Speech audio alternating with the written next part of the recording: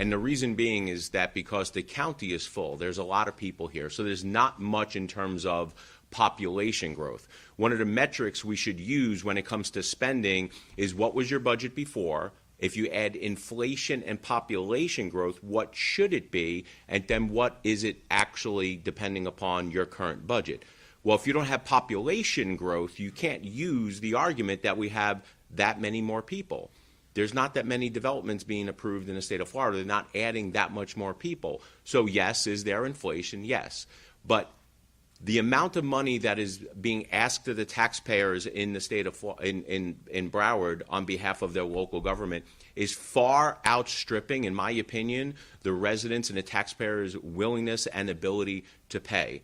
They're putting a crunch. One of the big issues that I am pushing for is affordability in housing, insurance and taxes. Taxes are one of the things that we can handle. So if we can get government to reduce spending, right-size their spending by getting rid of waste, fraud, and abuse, and quite frankly, the things that you probably wouldn't approve of, then we start off with a lower base number. The Broward is taken in with very little population growth, I think an extra $500 million worth of property tax revenues. That's a lot of money, and we have to start asking ourselves, and quite frankly, we need to start asking local government, where are you spending this money? And then let the people know what they're spending the money on, and then let the people make the decision if this is worthwhile. From some of the stuff that we've seen, like $800,000 on a float at the Rose Bowl parade, probably not the best use of taxpayer money. Now, that is TDT money, I get it, but it goes to show a bigger, that is just a symptom of excessive, reckless spending where, quite frankly, they don't care. I'm sorry to say this, but a lot of local officials just don't care because they don't view it as their own money. You know, they view it as somebody like this endless pot of money. But you know what? The taxpayer, you guys are the endless pot of money. The power to tax citizens should not be taken lightly. If you're in office and you are taxing, you should be asking yourselves, if this was my own personal money, would I make the same investment? Would I spend the same thing? I see a lot of people shaking their heads. It's unfortunate, but government, over the past 20 years, all levels of government, I would say that the state is a heck of a lot better fiscally responsible, more fiscally responsible than what we're seeing at the federal government and the local government. But this is what really gets my craw is, how many times have you seen local governments sit there and cry poor, and then all of a sudden they ask for more money in terms of an additional sales tax going on the ballot? No. This is the first part in accountability and transparency that we're bringing to local governments and saying that, no, we are tired of the reckless spending. We are overspending and overtaxation. So going into the books through Florida Doge's effort, through the CFO's office, and having auditors go in and start questioning some of these things is the first step to bringing fiscal sanity back to local governments. Because quite frankly, local governments have been running amok for way too long. I look forward to working with this governor. I look forward to working with Florida Doge's team to start bringing shining a light on some of this wasteful, egregious spending. I thank you for everything that you know, that you have somebody in the CFO's office who's going to look out for your best interest, the taxpayers' interest. Governor, I thank you for this leadership. Okay. And I appreciate Blaise, taking this on. You know, one of the things that I did when I became governor was I actually just studied all the constitutional statutory provisions that related to the executive's ability to move policy. And there's certain things that are there that you're entitled, obviously, to wield on behalf of the people that sent you there. And this authority in the CFO's office to be in there and doing these audits, I think is really important authority. I think it's appropriate, and I'm glad that Blaise is really going headstrong into to using this in a really, really good way. So this is just the start.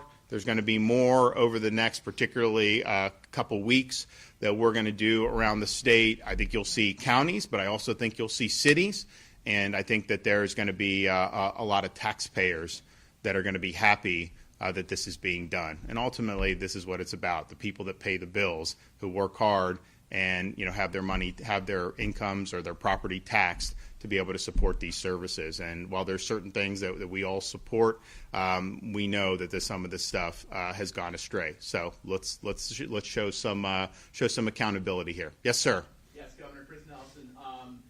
With your history with Broward County, you know these guys are going to buck, and this can be for you or for Blaise. What enforcement mechanisms are you specifically willing to go to, and will this cover things all the way back to the COVID spending, the school board, and stuff like that? So there is mechanisms in the law to be able to hold accountable for noncompliance, and it's basically, you have certainly daily fines. We would construe every individual request as a separate act of disobedience, and so if we send one letter with 50, and none of them are complied with, that's 50, right? And so those fines would multiply for one day and then continue going. So I think that's a pretty good disincentive.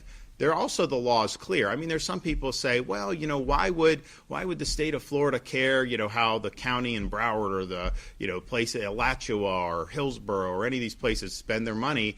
And the reality is the folks you elected put this into law. So that's the law. And if you don't like that, then you can elect new people and try to change it in the future. But that's the law. You don't have the right to just pick and choose which laws that you want to apply. So we'll make sure that that's done. I know Blaise will be a hawk on this.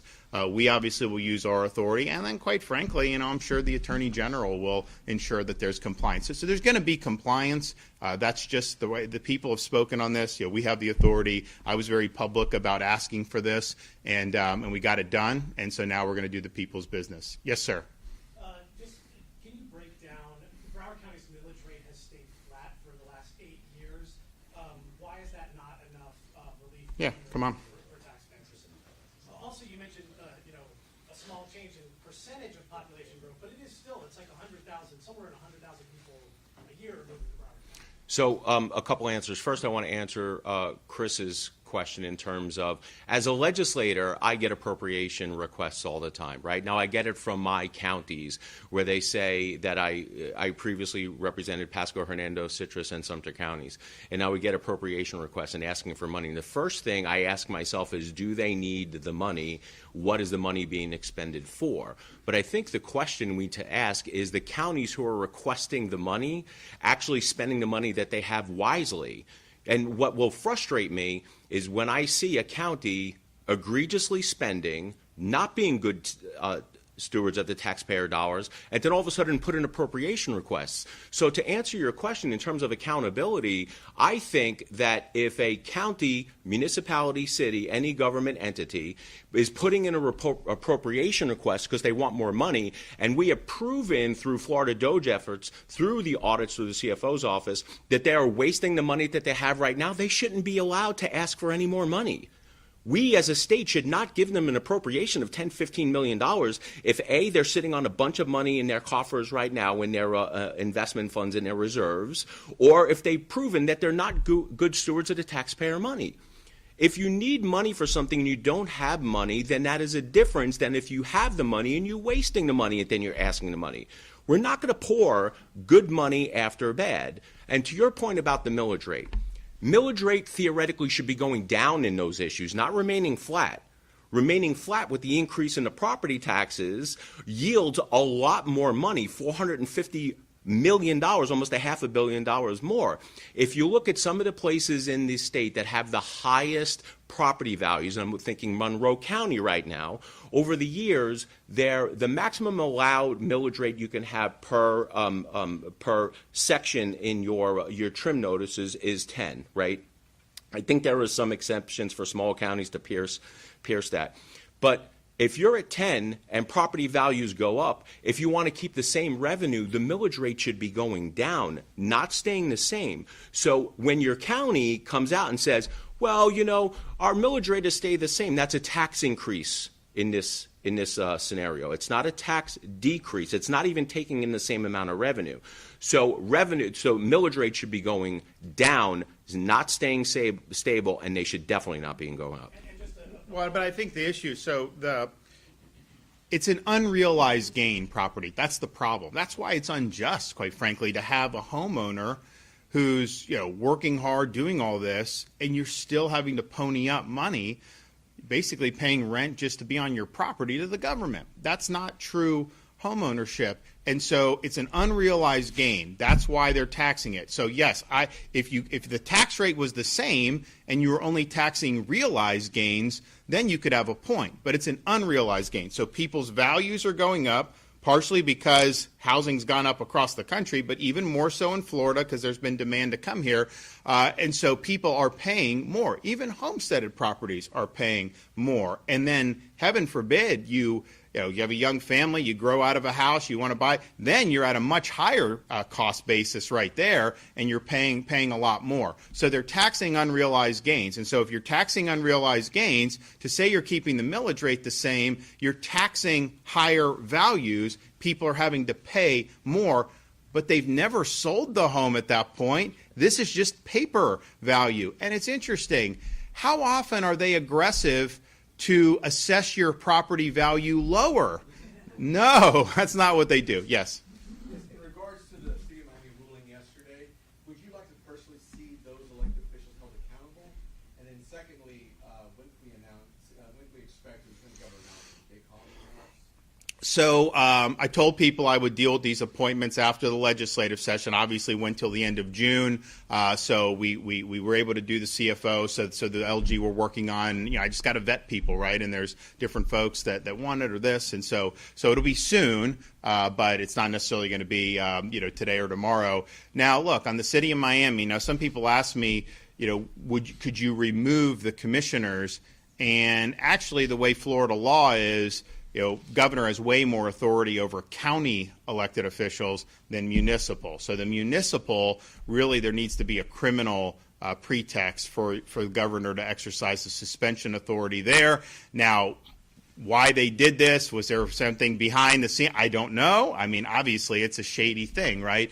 But I think probably the best way to do it in the short term is we got an election coming up in November, and I think the voters of Miami, and interesting, this is an issue that spans party. Democrats and Republicans, that I've seen, all thought that this was a bad idea. The voters. I know some entrenched politicians thought it was a good idea, but this was a bad idea. And so I think the city's going to have an opportunity to elect a reform mayor and some of these commissioners. That's probably the best way in the immediate aftermath. Now on county stuff, like on the immigration stuff, I mean, if you have duties under the law, if you're neglecting those duties, then the governor does have the authority to suspend under those circumstances. So, yes, sir. Thanks, I appreciate it. With respect to municipalities that are not in compliance, is the sanction withholding state funding and appropriations, is that about the only sanction, or? Fines. So the where's Eric at? I'm sorry, and my other question was, We have the fines are how much a day?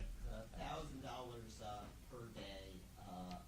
For each line item. So, so for example, if we send a letter to a city and say, provide us information on these 100 things, and they don't do it, then each individual item would be a daily fine of $1,000. So that'd be $100,000 a day for 100 items, and that obviously multiplies very quickly. Yes, the appropriations process, I think, is a separate one. I think Blaise makes a great point. His authority obviously is triggered by the receipt of state funds, and so if you have a county that doesn't receive any state funds, which I don't think any county in Florida receives no state funds, then you would be immune from the CFO's oversight. So I think there's going to be both. And then I think clearly if it came to something where you just had a neglect of obvious duties in some of these positions, to the extent governor's constitutional authority is implicated, you would have the ability to do that. So I'm confident that the enforcement is going to be adequate. And here's the thing, people say, fine, just comply, we'll do it. I would love for some of the areas where people have told us, hey, you got to audit here, I would love for those to come back passing with flying colors. I mean, that'd be good for taxpayers if that happened. so you said both, meaning appropriate state funding and the fine. That's Right, exactly. Yeah, I think I have so. one quick question on alligator opportunity. Sure. Lawyers are not able to see their clients out there. What do you think, being a lawyer yourself and a JAG lawyer? Well, I first of all, I don't know. Here's what I think is happening. you have some of these, a lot of these are criminal aliens, and they will make claims, and then the media is kind of running with it. I know that the DHS anticipated that there would be legal involvement, and I know they even have a place where people can read books about this stuff. So that was all being contemplated. Now, I haven't been down there since the president was there. I may go back down very soon, but it's odd that they're going in there. I mean, you have these representatives. I mean, first of all, they're just trying to get some notoriety. So they're making these claims, and they're saying, oh, they're not fed well. Well, first of all, they're fed the same that the staff is fed. You go to and it's not a prison, it's a deportation processing center, so it is different. But in Florida prisons, do you think the prisoners get the same meals as the guards? No, of course not. It's different. Everyone's the same there, and they were mad that the ham sandwiches weren't toasted. Excuse me? I mean, give me a break. So DHS, required there to be certain things. I know the legal was a part of that. There is recreation. People say there's not, and there is. People will show. So I'm confident that whatever is required will be satisfied. I know that there's an effort to try to put whatever narratives out there that you can, but I'm confident that they'll get the job done. But here's the thing. Ultimately, the goal is you need a place that you can process and deport efficiently. If you want to be able to remove illegal aliens from the country, particularly the criminal aliens who shouldn't be anywhere in our communities, that needs to have some infrastructure to go with it. DHS does not have enough spaces to be able to do it. So we're running into situations. Florida's aggressive. Our state and local are required to participate. So our highway patrol, they may bust some van, and there may be 10 illegals in a van. They can bring to ICE, but if ICE doesn't have room for them, then ICE basically just either has to release them or hope that you can put somebody in a state, a county, or a city facility. And you can do that at some point, but we don't have the space there. So that's why they're doing it. I think DHS is going to ramp up its space, which will be very helpful for this. And so there's a lot of logistics. There's a lot of, people say there's no due process. Actually, there's a lot of due process. That's why it takes this way. My view would just be, it's okay, are you here? Do you have a right to be here? Show us. Okay, let's look at this. We think not. And then just make a quick decision. And obviously, if someone has a right then they shouldn't be involved in any of this stuff. I would also note this.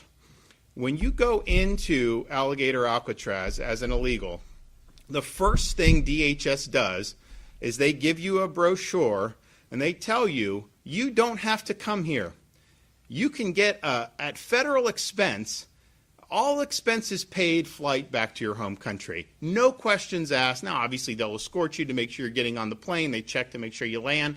But they are offering that for every single one of these folks who end up being brought there. So nobody has to go there if they don't want.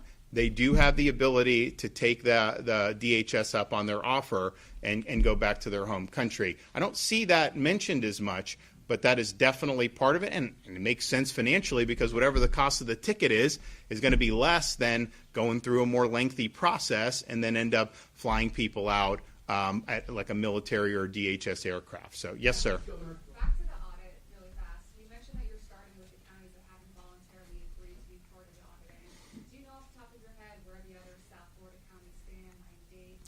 So, Miami-Dade, we have had some cooperation. I guess you'd say some cooperation with, I know we work with one of the commissioners, Eric. Would that be, I don't think they fully got on board, but we do have some of the commissioners are helping on that. So I would say that they've been better than some, but not good enough. And so I think it's very possible that you see an announcement on Miami-Dade within the next couple weeks. I think it's also possible that you could see an announcement on Palm Beach. And then there's also municipalities in South Florida as well. We're going to do another announcement later today, and then through the balance of this week and next, there'll be more that are going to be doing. But I think it's going to be certainly going to be probably 10 to 15 counties, municipalities split that are going to get the on-site DOJ inspections. Well, so it's interesting. I guess they did submit something late yesterday, correct? they responded to our most recent information request. They have not passed a resolution announcing that they are a cooperating jurisdiction or a resolution of support for the DOGE effort as over 75 other jurisdictions across the state. So Eric Soskin is our DOGE head for the state governor's office, and so he's doing yeah, they haven't done the compliance that we obviously hope for. They did submit an answer, I think, close of business yesterday on that. Now, we had already decided that this was going to be something that we were going to do going forward. So. Governor, you mentioned there's a lot of complaints into how Broward County is spending. Do you know who those complaints are from? How many? Taxpayers, yeah. I mean, I think taxpayers, when we started announcing DOGE, we got a lot of incoming on, a handful. I mean, I'd say Broward was one people talked about. I'd say Gainesville and Alachua were big. I would say Hillsborough. I would say Manatee. I would say there's some Northeast Florida. So, and then there's some agencies within county governments in particular. There's a couple sheriff's departments across the state that people have had concerns about. And then it's also just, we're looking at, you've had basically modest population, but big increases in spending. And that's the thing. You do have to look at population growth and the fact that we did have inflation. So it's like if you look at the state of Florida, if you go back to 2019 pre-COVID, we were spending in the between $90 and $100 billion for our state budget. The budget I just signed, although it's been a reduction 2 years in a row, was I think about $117 billion all in when you include everything. Now, if you adjust for the population growth we've had, which has been significant, and inflation, that's definitely not a net spending increase given that, because inflation's been 20-25% since COVID. In our population, we went from, when I got elected governor, I think we were 21.5 million. We're close to 23.5 million now. I mean, so we've had a net increase in population of 1.5 to 2 million residents. And so when you account for that, and how does that matter? It's like, so with roads, I've had to put more money into roads. And do that to accelerate because we have growth and you have traffic problems. It's harder in South Florida because so much is built out.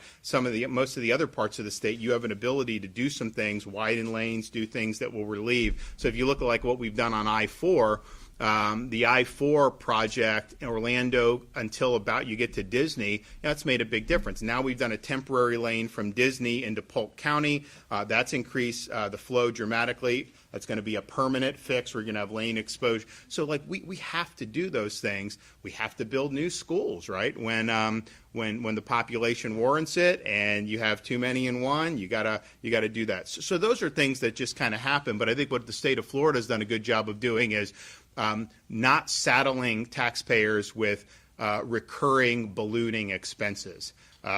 Move Florida Forward was like, one shot. We did a $7-8 billion infusion, and it's going to make a huge difference, and then we'll move on. If you look at some of the things we've done in environment, I just announced a big agreement with the Army Corps. They're going to delegate us authority to move some of these Everglades projects faster that the federal government was responsible for, and we can do it faster. So we're now going to do it. That whole enterprise south of Lake Okeechobee is going to be done 5 years where it was currently scheduled. And so that's a huge thing. But, my goal is we opened the C-43 reservoir on the western side of Lake Okeechobee.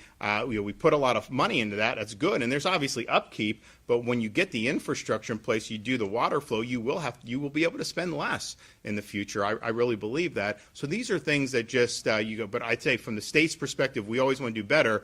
But I don't think there's any state in the country that can say they've cut spending on net the last 3 years, which is what we've done, and so I think that's a good thing. So, all right, I think that's all fair game. I think when you're talking about property tax revenue, where does that go? I mean, the thing that people say is that that's the schools and the law enforcement, and I think I've been a big supporter of law enforcement, obviously, and I think that we have the best sheriffs in the country in the state of Florida, but I would not say all 67 departments are run great. I would say most of them are run well. But I would say that there are some that need to be looked at, and I think this could be one here. And I also think there's a couple others that have been brought to mind about where you would look to do. So stay tuned on all that. All right, we'll be back soon, guys. Thank you.